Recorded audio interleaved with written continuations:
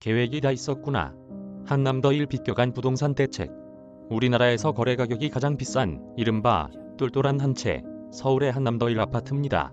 이곳엔 누가 살고 있을까요? LG그룹 구광모 회장이 가장 꼭대기에 살고 박용현 부산그룹 전 회장 집도 있습니다. 구동유의 이원 대표이사 등 LS그룹 일가는 6채를 보유하고 있고요. 롯데 가장남 신동주 회장도 최근 2채를 샀습니다.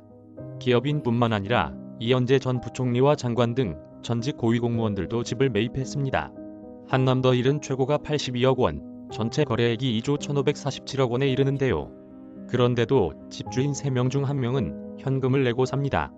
때문에 집값 안정을 위한 정부의 대출 규제는 아무런 영향을 미치지 못했는데요. 그럼 지난 4년간 정부가 쏟아낸 나머지 부동산 대책들, 이 최고가 아파트에 적용이 됐을까요? 우한울 기자가 취재했습니다. 지난달 한남더일 곳곳에서 인테리어 공사가 진행 중입니다.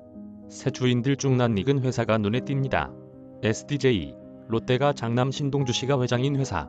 신 회장한테 70억 원을 빌려 지난 4월 한남더일 한 채를 샀습니다. 너무 커서 옮기시겠다고 사무실 용도로 하나 하시는 것 같아요. 신 회장은 지난 3월 그 옆동 한 채도 샀습니다. 성북동 집까지 사실상 3주택자입니다. 그런데 한남더일 한 채가 법인 명의라 3주택자 양도세 중과를 피하게 됐습니다.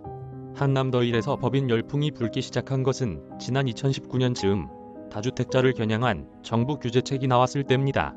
부동산 시장은 9.13 종부세, 중과 철퇴를 막고 얼어붙었지만 한남더일은 법인 거래로 응답했습니다. 법인 거래는 14건으로 늘었습니다. 한남더일 매입이 목적인 듯한 실체 불명 법인도 등장했습니다. 취재진이 확인한 것만 4개, 오피스텔 2곳에 몰려 있었습니다. 한 회사의 임원 명단에 허태열 전 대통령 비서실장이 있습니다. 그의 딸이 대표입니다.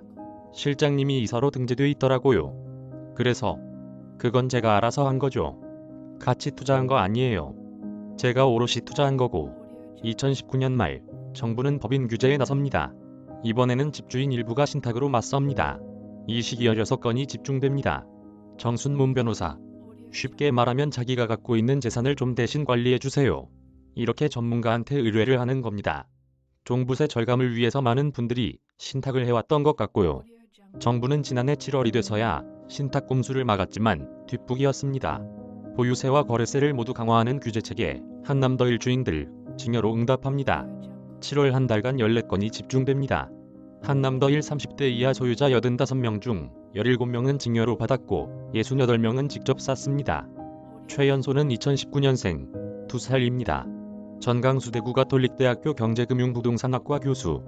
돈을 모으고 부자가 되고 안 그러면 또 실패하고 이게 있어야 되는 게 자본주의인데 세습하면서 부자가 되고 그렇게 되면 사회가 경직돼 가지고요. 유지가 될 수 없어요. 시사기획창에서는 한남더일 거래를 전수 분석해 정부 부동산 대책의 실패, 원인을 짚어봅니다. KBS 뉴스 우한울입니다. 촬영기자 최재영 영상편집 송화인 우한울 기자